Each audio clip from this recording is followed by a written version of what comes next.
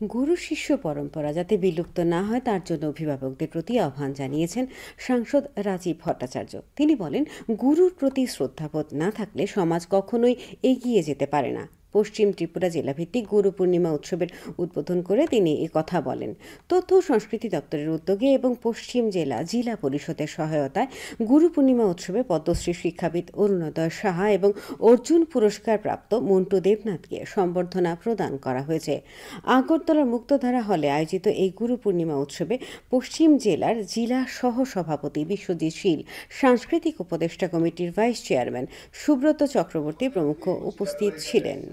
তাদের কাছে একটাই শুধু আমাদের আবেদন থাকবে, এই যে গুরু শিষ্য যে পরম্পরা সেটা যেন বিদ্যমান থাকে, সেটা যেন বাণিজ্যিক না হয়, সেটা যাতে অন্তরের হৃদয়ের অন্তঃস্থল থেকে সেটা যাতে জাগ্রত হয়, তবেই আমরা এই সমাজকে আমরা রক্ষা করতে পারি।